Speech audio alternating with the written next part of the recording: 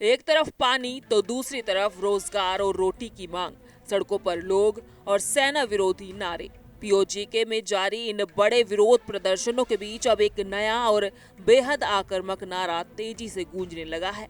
रैलियों में शामिल हजारों की भीड़ एक सुर में ये तो दहशतगर्दी है, इसके पीछे वर्दी है के नारे लगा रहे हैं।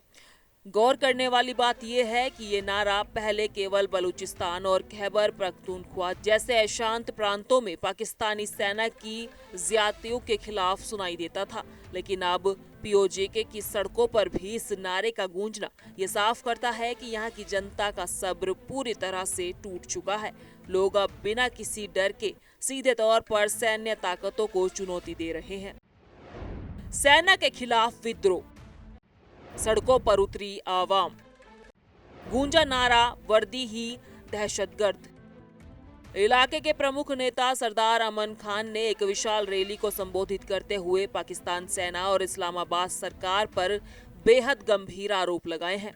उन्होंने जनसभा में कहा कि जो लोग अस्पताल, रोजगार, रोटी और अपने बुनियादी मानवाधिकारों की मांग कर रहे हैं, उन्हें पाकिस्तानी हुकूमत आतंकवादी करार दे रही है। सरकार अमन खान ने तंज कसते हुए कहा कि अगर आज बलूचिस्तान और खैबर पख्तूनख्वा के लोगों से पूछा जाए कि असली आतंकवाद कौन है, तो वे बिना झिझक सेना की तरफ इशारा करेंगे। यही स्थिति अब सिंध और पंजाब प्रांत में भी बनती जा रही है।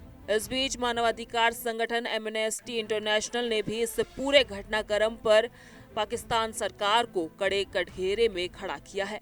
एमनेस्टी में जम्मू कश्मीर जॉइंट अवामी एक्शन कमेटी यानी JKJAAC को आतंकवाद रोधी कानून के तहत प्रतिबंधित संगठन घोषित करने के फैसले की तीखी निंदा की है। अंतर्राष्ट्रीय संस्था ने पाकिस्तान के इस कदम को पूरी तरह गैरकानूनी, अलोकतांत्रिक और जरूरत से ज्यादा कठोर बताया है। एमनेस्टी का कहना है कि यही कार्रवाई शांतिपूर्ण राजनीतिक गतिविधियों और संगठन बनाने की आजादी के मौलिक अधिकार पर एक बहुत बड़ा और सीधा हमला है। रोटी रोजगार पर आर पार की लड़ाई, पाक सरकार की रातें उड़ी, आवाम को बताया आतंकवादी। दरअसल पाकिस्तान सरकार की ये दमनकारी कार्रवाई तब और ज्यादा तेज हो गई जब स्थानीय विधानसभा के गठन को लेकर JKJAAC को सरकारी अधिकारियों के बीच चल रही बातचीत पूरी तरह विफल हो गई। बातचीत टूटने के बाद प्रशासन ने दमन का रास्ता चुना, जिससे जनता का गुस्सा भड़क उठा। पूरे पीओजेके में राजनीतिक अधिकार, आर्थिक राहत और बेहतर प्रशासन की मांग को लेकर प्रदर्शन और तेज हो गए हैं। कई संवेदनशील इलाकों में प्रदर्शनकारियों और सुरक्षा बलों के बीच हिंसक टकराव की खबरें भी आ रही हैं, जिससे पूरे क्षेत्र में तनाव चरम पर पहुंच गया है। एमनेस्टी इंटरनेशनल की फटकार, बातचीत फेल, टकराव तेज, बंदूकों से नहीं डरेगी जनता। पीओजेके में पाकिस्तानी सेना के खिलाफ उठती ये आवाजें इस बात का साफ संकेत है कि अब वहां की आवाम को बंदूकों के दम पर डराना मुमकिन नहीं रह गया है।